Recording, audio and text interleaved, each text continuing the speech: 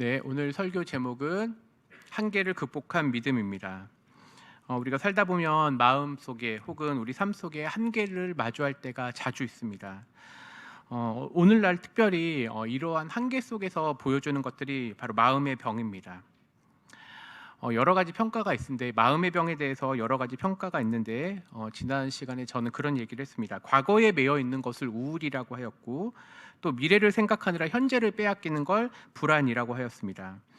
대표적으로 우울한 어떤 모습들이 이런 겁니다. 자기를 평가할 때 난 항상 이런 식이야 라고 하는 것, 혹은 이것이 가족들 속에서도 너는 왜 항상 그렇게 했니? 라고 얘기하는 경우가 있습니다. 또 불안에 대해서는 이런 얘기를 합니다. 일어나지 않는 사건들에 대해서 잘못되면 어떻게 하지? 내가 이 선택을 했을 때 분명히 그 선택의 결과는 아직 오지 않았는데 이걸 선택하면 무엇인가 안 될 것처럼 생각하는 것. 결국 우울과 불안, 과거와 미래에 매여 있어서 현재의 하나님이 베푸신 은혜를 놓치는 것이 우리 삶 속에 많다는 것입니다. 여기 계신 분들 중에는 또 직장에서 여러 가지 일들이 있을 겁니다. 직장에서의 사람들과의 관계, 가족들 간의 문제, 혹은 개인적으로 신앙의 영적인 문제들이 있습니다. 이 모든 영역에서 우리는 알게 모르게 자신의 한계를 그어놓고 산다는 것이죠.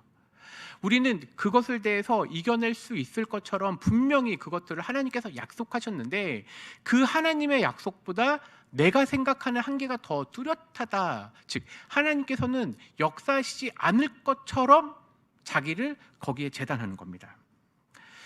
이러한 것들이 우리 삶 가운데 여러 가지가 있습니다. 그래서 사람들은 이렇게 얘기합니다. 나는 여기까지밖에 할 수 없어. 혹은 우리 가정 원래 이래.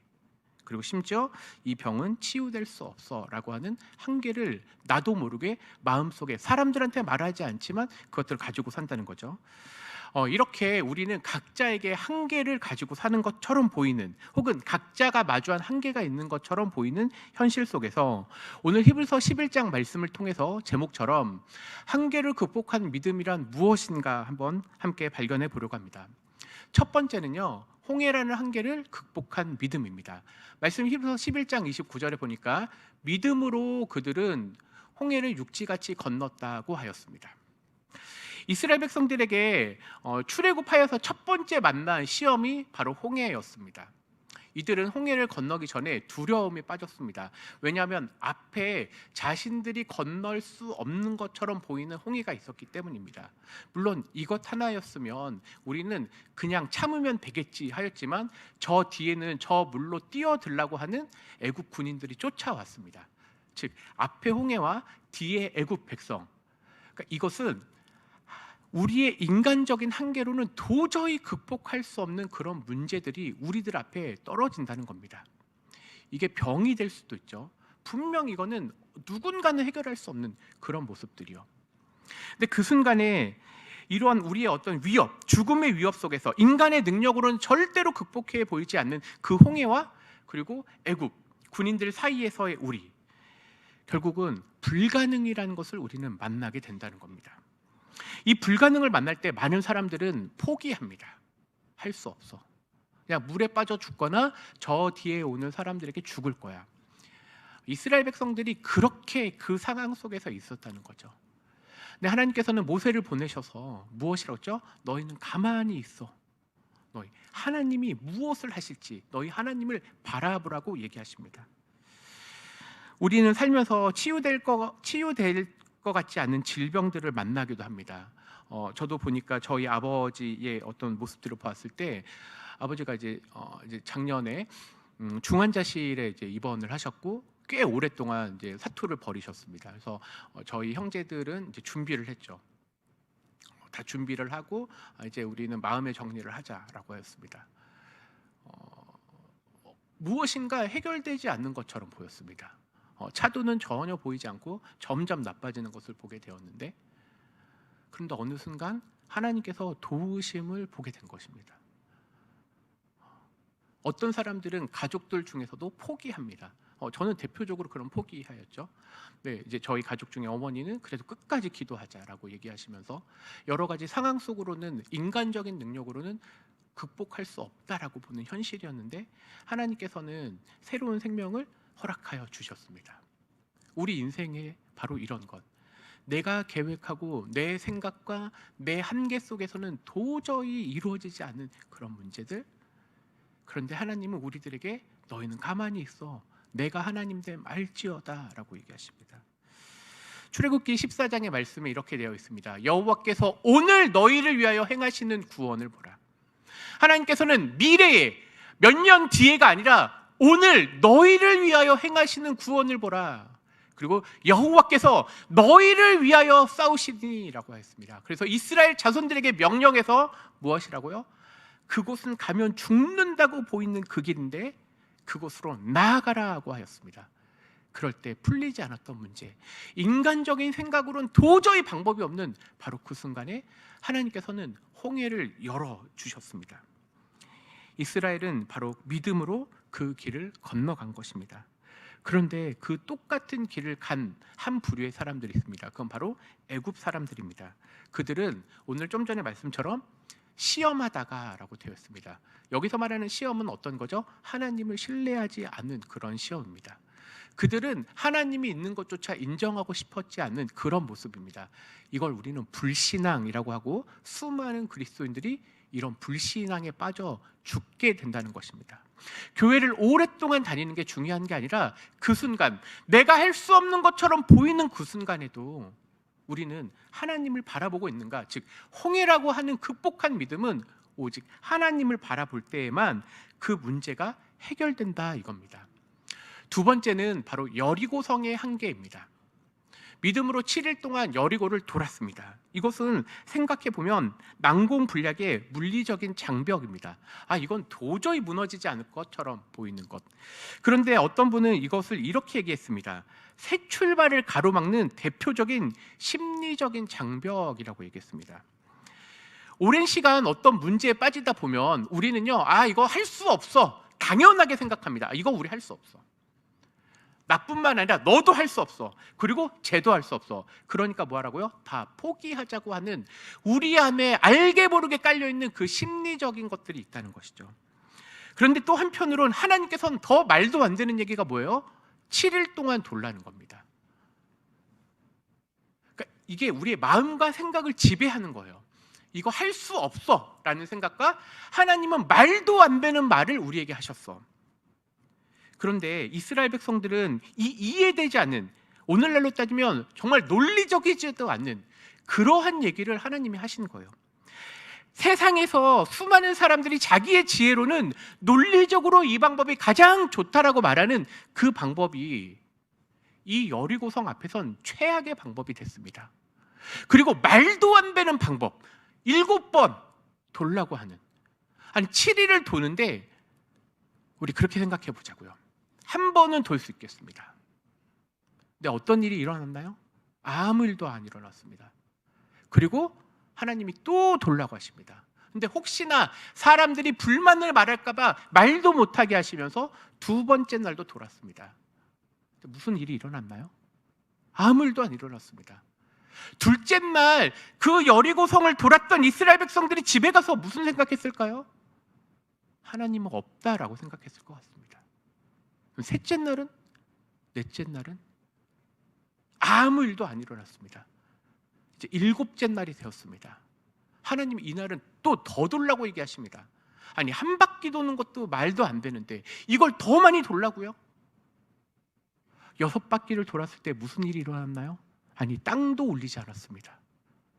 그런데 내가 생각하기엔 도저히 말도 안 되는 그 비논리적이고 합당하지도 않고 세상에서 보기에는 너무나 무식한 그 방법, 마지막 한 바퀴를 돌 때에야 하나님이 역사하신 것입니다.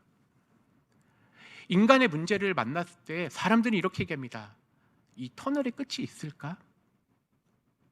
우리 아프신 분들을 만나거나 혹은 집안에 해결이 안 되는 문제들이 있습니다. 근데 그걸 터널을 지나갈 때 저 끝이 안 보입니다. 근데 제가 어느 날 이런 얘기를 들었어요. 그 터널 끝이 있을까요? 어떤 선생님이 오랫동안 생각하시면서 이렇게 얘기하셨답니다. 끝까지 가는 사람은 터널의 끝을 볼 수 있다고 얘기했습니다. 우리는 하나님을 어떻게 믿어야 되죠? 끝까지 믿는 것입니다.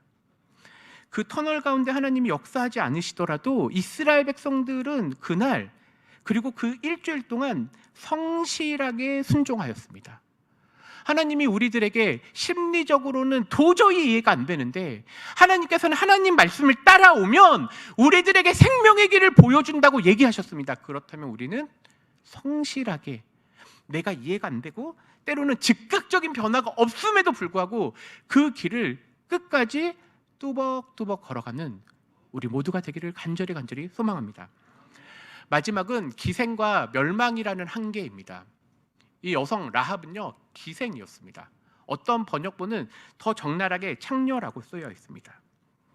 이 여성의 한계는요, 오늘날 우리로 따지면 신체적인 한계 혹은 신분적인 한계, 정체성으로는 이 사람 그런 사람이야, 찍힌 사람을 얘기하는 겁니다. 혹시 학교 다니면서 찍혀 보셨나요? 저 정말 많이 찍혔습니다. 네, 제가 고3 때 저희 선생님이 1학기 때는 저를 2번째로 미워하셨습니다. 저는 알고 있었습니다. 저보다 더 미워하는 애가 있었습니다. 근데 2학기 때 되는데 제가 첫 번째인 걸 알게 됐습니다. 너무 속상했습니다. 자, 그러면 어떻게 되죠? 그러면 그 사람을 그 눈으로만 바라봅니다.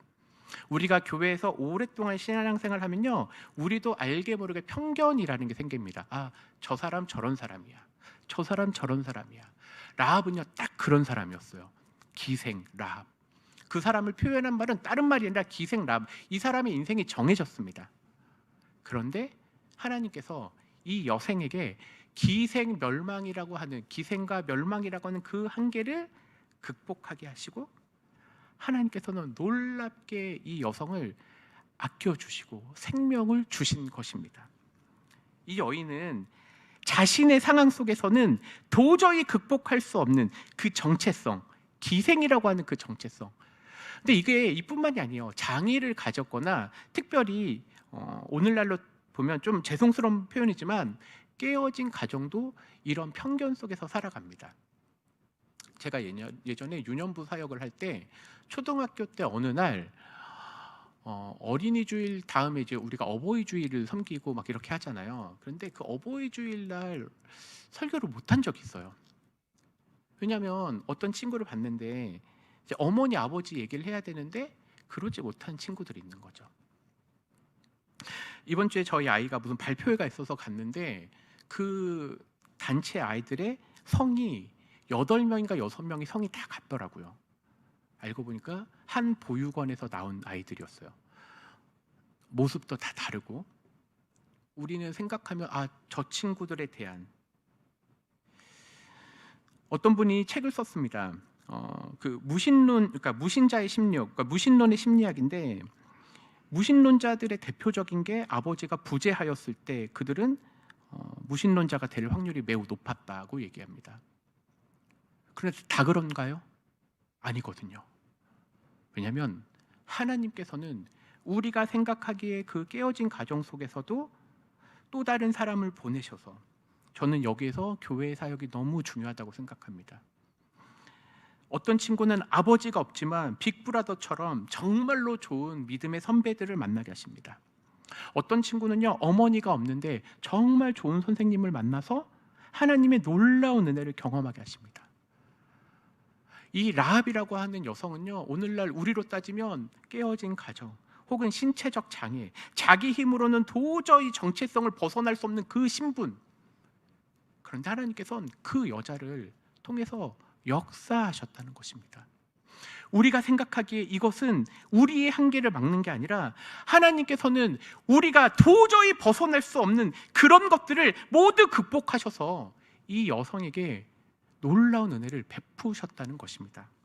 자, 이제 설교를 정리해 보겠습니다. 우리는 모두가 다 한계, 자기만의 문제, 자기만의 시험을 만납니다. 그런데 어떤 사람들은 이 한계에 갇힌 사람이 있고요, 어떤 사람은 이 한계를 뛰어넘는 사람이 있습니다. 오늘 읽은 히브리서 본문은요, 그 문제들을 모두 뛰어넘은 사람들의 이야기입니다. 그런데 그 이야기가 그때만의 문제인가요? 아니요. 오늘 우리들에게도 해당합니다. 오늘 우리가 저녁에 기도할 땐 이걸 놓고 기도할 겁니다. 하나님, 제가 생각했던 저의 한계, 나의 시험, 내 힘으로 극복할 수 없는 그 문제들을 이제 주님 앞에 내어놓습니다. 이게 홍해라면 열어주시고, 이게 만약에 여리고성이면 무너뜨려 주시고, 기생이라고 하는 그 한계를 극복할 힘은 내게 없으니 하나님, 그럼에도 불구하고 역사하여 주시옵소서. 이 한계를 극복하는 우리 모두가 되기를, 하나님께서 우리들에게 그렇게 역사해 주시기를 소망하는 시간 되기를 간절히 소망합니다. 우리 같이 기도하겠습니다.